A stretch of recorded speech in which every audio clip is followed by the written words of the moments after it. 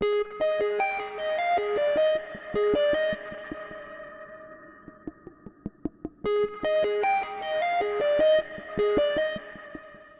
everyone, this is Dave from Geekanoids and welcome to the Q&A session for Tuesday 20th of September 2011.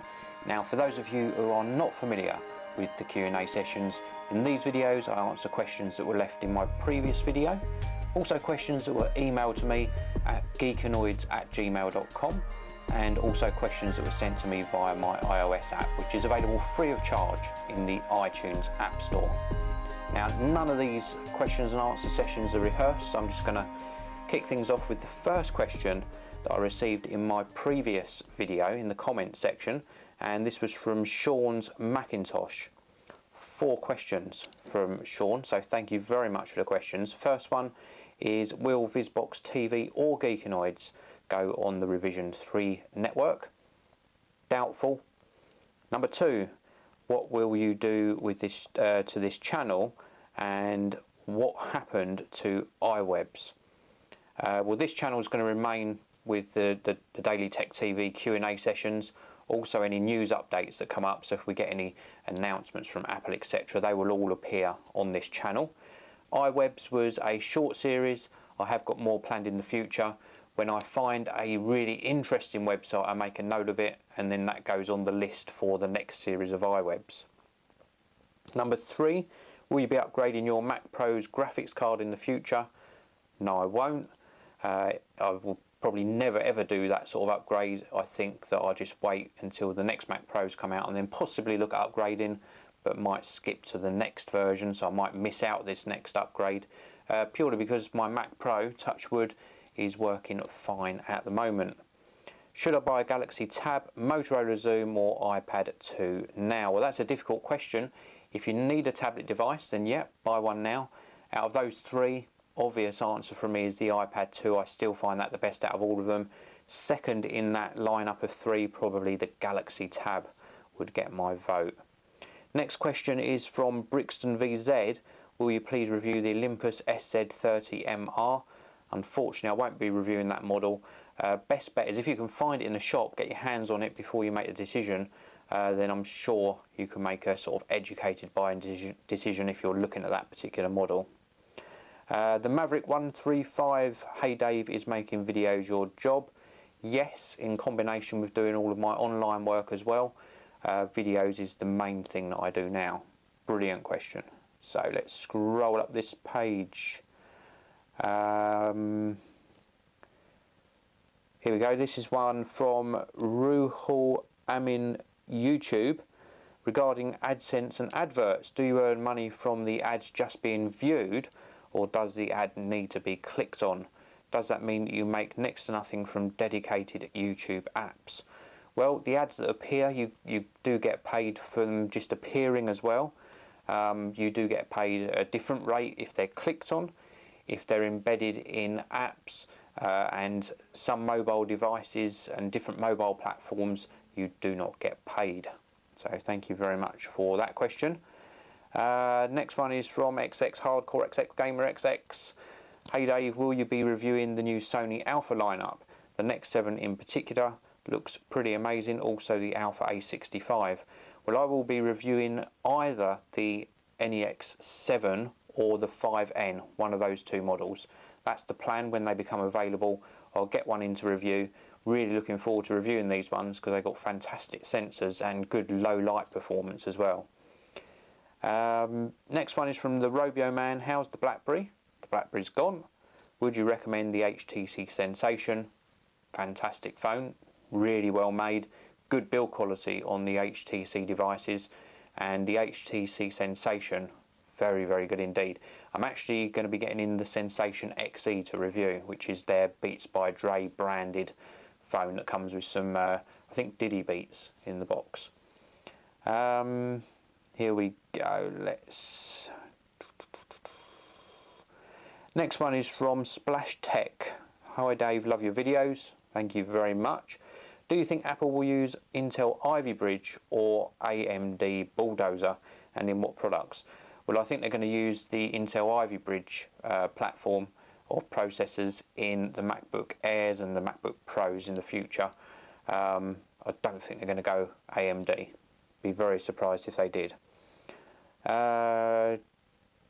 Next one is from Sean's Macintosh. Hey Dave, just one more question. Could we create custom intros for you, and will you feature our channel or Twitter name in the video? Well, I'm alright with custom intros at the moment. As you know, I just started using a new one.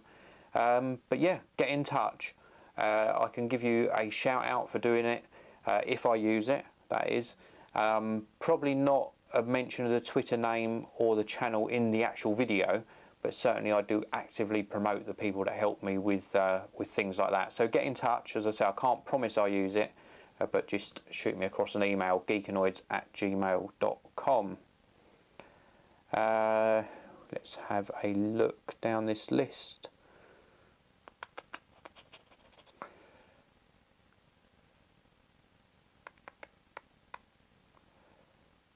Next one is from Mr. Chavster123. Hi Dave, what game capturing software do you recommend for the Xbox 360? Thanks Dan. Well, I can never get this name right, but the Hoparg HD PVR is the product that I've got, and you can use the Elgato iTV software with that particular product, and that enables you to capture really good high definition game footage. Brilliant question, so thanks very much for that. Next one is from Omar Tech Geek 2011. Hey Dave, what's your email? Well, you can get in touch by firing me an email across on geekanoids@gmail.com. Another one from Omar Tech Geek. Hey Dave, how to prevent processors from overheating? Well, if you're using a laptop, obviously don't use it on a pillow or a bed. Use something that at least allows some air to go underneath the laptop. If you're making a custom built PC, then the thermal paste is a very important part of the build, and it allows heat to transfer from the processor into the cooling fan or the fins on the cooler. So that is the most important part of the build. So I hope that answers that question. What have we got here?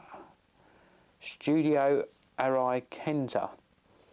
Hi Dave, I have an external monitor connected to my 2011 MacBook Pro using it as a desktop replacement. I've installed OS X Lion, have been playing around with it, but I find that full screen apps work terrible with the two screens. Essentially you lose the ability of using one of your screens when in full screen mode. Do you have, or do you find the same frustration that I have? Absolutely. It is very, very bad way they've implemented dual screen setups in OS X Lion. I've got dual screens behind me, and when I'm using the full screen app, you move across and you do essentially lose one screen because it moves everything across sort of two screens. So they need to address that in a future update. So I do feel for you how you're suffering with that. Why My Fan 2010 is asking, hi Dave, great videos always, thank you. I was looking to buy a custom built Microsoft laptop or PC. What processor should I go for, etc. Would be spending between £1,000 and £2,000, or would it be better idea just to pay for the Mac that I can get? Well, if you're spending between £1,000 and £2,000, you've got to decide what platform you want to run first.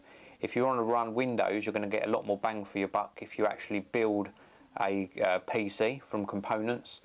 If you want to run Mac OS X, then you've got enough funds there to get a really good iMac or a MacBook Pro if you want to go for a portable computer. So I would definitely just decide what platform you want to run first. I'm going to recommend Mac because that's my platform of choice.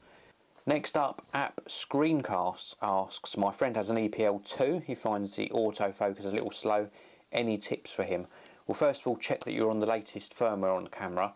I find that my EPL2, I've got one sitting just around here, and I find this focus is fine.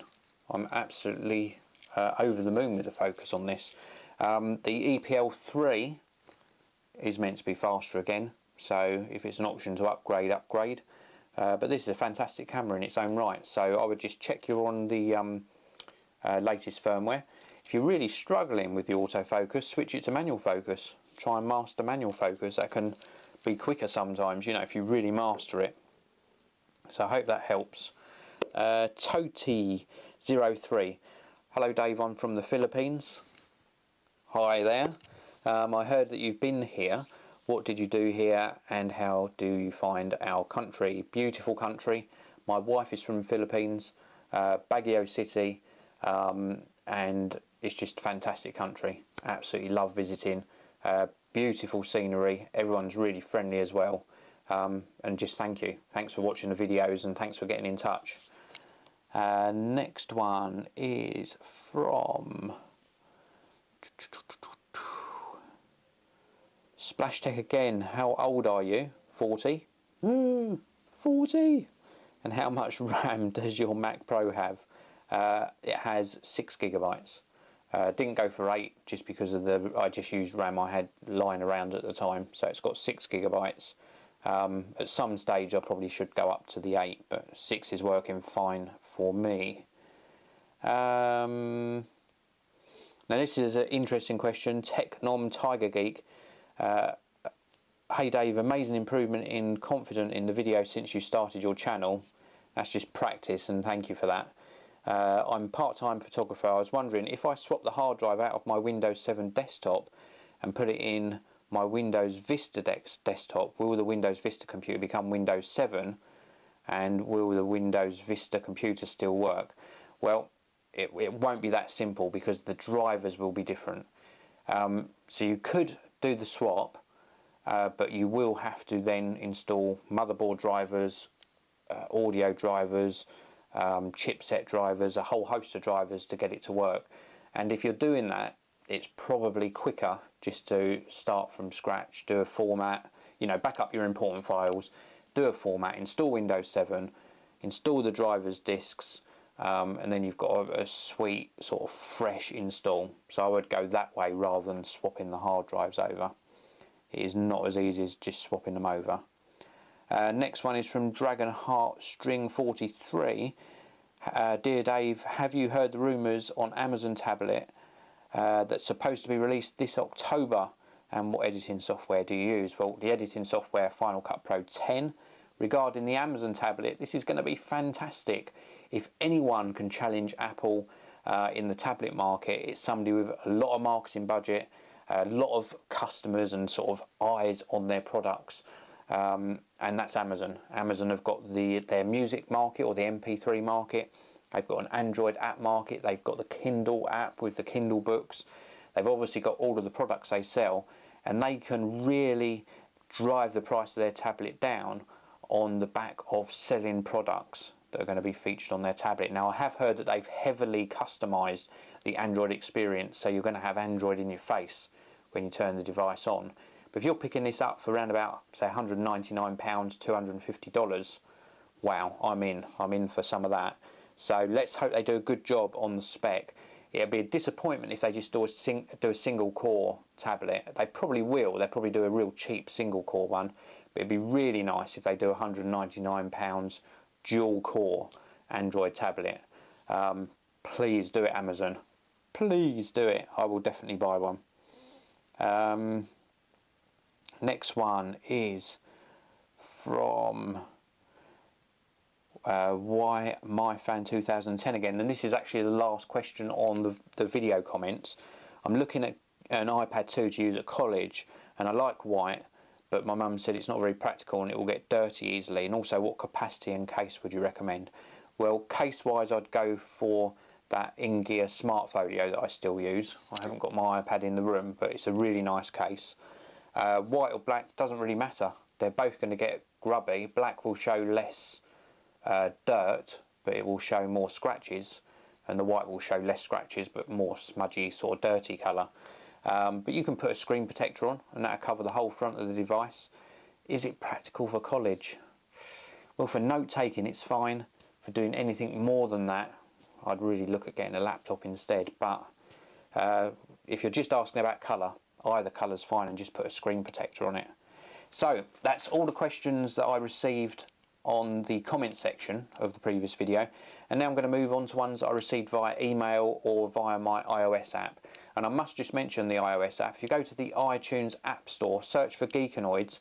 It's a free application available for the iPod Touch, the iPhone and the iPad, and it gives you access to all of my content, all of my tweets, the website, Great savings at proporter.com, so please do grab that free application.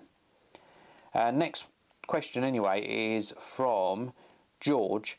If you were to recommend to get some speakers that were under $50 and provide decent good sound and last for a long time, what speakers would you recommend? Well, there's not really any that I could recommend under that $50 mark. If you can go up in price a little bit, head on over to the Logitech website. They sometimes even have offers on the Logitech website, but they've got a set called the X530, and it's a surround sound 5.1 sort of set, wall mountable satellites and a sub, and you're looking at paying, I think, around about the $70 mark for that. Very, very good speakers. If you're looking for something a little bit less than that, just have a browse around the Logitech site. You will pick something up very, very good from them. So thank you very much for that question. Next one is from Ferbs. Do you expect iLife 12? Would it be introduced this fall? I'm really hoping it would be, but I think we're going to have to wait till sort of January or February, sort of end of January time really, for iLife 12 to be announced. Next one is from Mr. Spiker 007. Great videos, Dave, thank you. What do you think about the Chromebooks and Chrome OS? Got no comment on them really at all. Totally uninterested. I'm really sorry, but just, well, they've been a big fail in my opinion. So a little bit of opinion on it, but no, sorry, not interested in them at all at the moment. Simon has asked, what is the best all-in-one printer to buy? There are lots of good printers. I would look at the Canon range. I've got a Canon Pixma MP. What model is this? I'm going to move and just have a look under here. I think it's an MP640 is my Canon one. That's probably not available now because that's quite an old printer. But anything in the Canon Pixma range. And I like Canon because you can put third-party inks in. I've had no problems with my Canon at all. Touch wood, it's worked flawlessly, so definitely have a look at the Canon range. There's an MG range out as well now, which is meant to be really good, and you can pick one of those, almost the top end one up for under £100. Next one is from Charlie. Will you be making any more iOS 5 beta videos? Sorry, I won't. I'm all done and dusted with that. Next one is from Chris. What would you say is better option for my 15-year-old son, a laptop or a tablet, and what laptop or tablet would you recommend? Well, I'm assuming you're asking for use for studying as well as entertainment use, but if the study aspect is there, then I would recommend either a white MacBook, which you can still get from the education store, or a MacBook Air. This is the 11-inch or the 13-inch, very portable, sticker case on it like I've got on here, very robust, good performer, and it'll do a lot more than an iPad. Next one is from George. Hi Dave, I was wondering if you ever go on holiday. Do you go abroad? Yes and yes, but not enough. I do need another holiday, I'm so tired. But yeah, I do go on holiday. But what I do, actually, I went on holiday last year, but you guys probably didn't even know, because it's a personal thing when you go on holiday and it's family time. I had some videos pre-edited and I uploaded those while I was away. So, next question is from Ashley. He asks, is it worth getting another monitor for my Mac Mini 2010 running Lion? I missed my dual screen setup. Well, I don't like Lion running dual screens, as I mentioned earlier in this Q&A, but if you miss a dual screen setup, pick up a monitor, £150 for a 24-inch monitor nowadays, and you've got your dual screen setup back. And it is nice having that extra monitor to run another application on. I leave my second monitor running TweetDeck all the time so I can keep up to date on what's happening. Next question is from...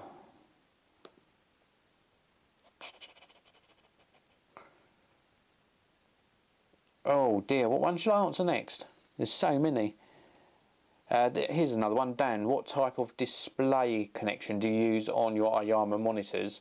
One of them's DVI, the other one is HDMI, purely because of the adapters I had lying around at the time. Doesn't make any difference really to the actual picture. And he also asked, do you think you could manage with one monitor, or do you think having two is a real benefit? A lot of questions this video actually about dual screens, which is weird. But yeah, two is a real benefit. I do find it much easier to work with two. Next one is from Naught. Do you know what's better, i3 or i5? i5 is definitely better. And the last question in this Q&A is from Jordan. Can you do a review of Driver San Francisco? Thanks, Jordan. Unlikely. Really sorry. I probably won't be covering that. The next game I'll be covering is Call of Duty Modern Warfare 3, which will definitely be getting a lot of coverage from me. And I'll also be doing some coverage of, probably before Modern Warfare 3, not exactly a game, but of a new system, the OnLive gaming system. I'm hoping to get one of their consoles and bring you some coverage about that as well. So that's it for this Q&A. Thank you very much for watching. If you've got any other questions, either leave them as a comment in this video or send me an email with Tech Q&A in the subject line to geekanoids@gmail.com, or download my free iOS app, and there is a submit question feature within the Tech Q&A section of the app, and you can get me a question that way. Now, this video is coming out every 2 weeks at the moment. The next one's going to be in October, and I just want to give you a little teaser actually. Round about October the 1st, if everything goes to schedule, I've got two really exciting pieces of news to share with you right at the beginning of October. So please do stay tuned to both the DailyTechTV channel, and where I'll be sharing that news with you is over on the Geekanoids channel. So do make sure you're subscribed to both channels. Thank you very much for watching, and I will see you all in the next video.